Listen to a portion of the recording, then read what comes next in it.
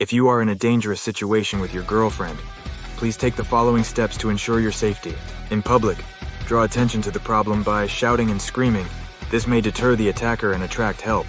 The priority should always be to escape the situation and get yourself and your girlfriend to safety. If there's a clear path to escape, take it.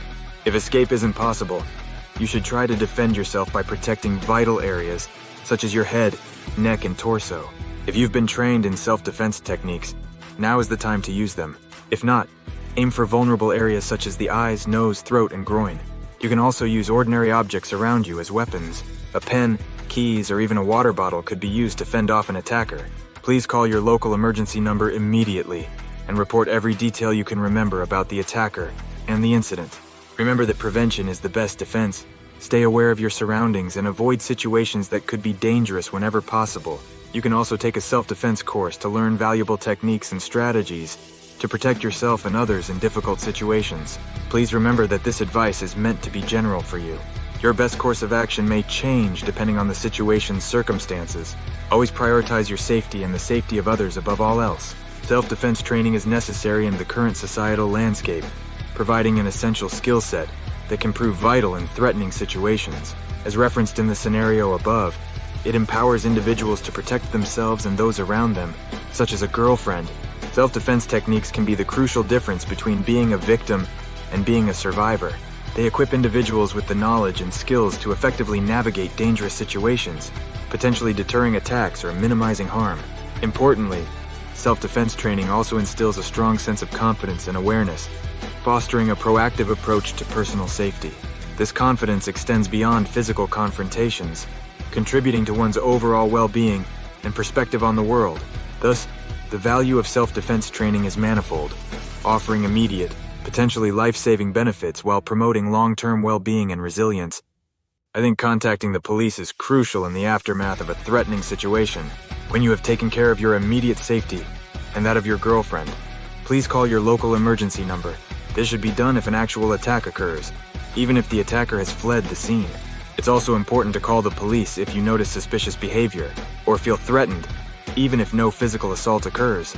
This might deter a potential attack and protect others who might come into contact with the suspicious individual. Remember, it's better to be safe and report a situation even if you're unsure. The police can determine if it's a threat. The use of firearms for self-defense is a complex issue in the United States, given the Second Amendment right to bear arms. If you own a gun legally, you have the right to use it to protect yourself or others if faced with a direct threat of death or serious bodily injury, and if no other reasonable alternatives are available.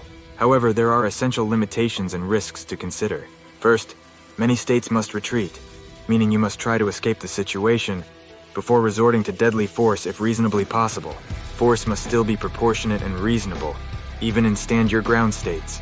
Reckless use of a firearm could lead to criminal charges.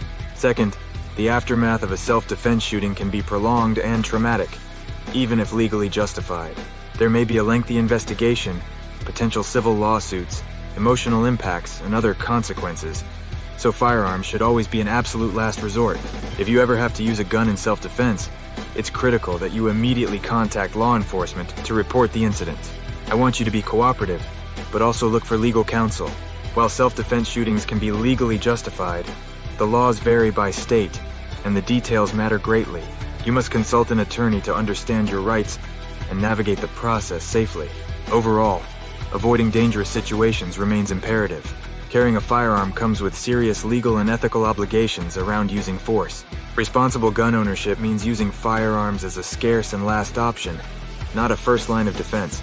Consider alternatives like avoidance, de-escalation, and non-lethal force when possible. And know the self-defense laws in your state. But if faced with a truly life-threatening situation with no escape, you may have the legal right to meet force with force. To conclude, the crux of self-defense resides in awareness, avoidance, and preparedness.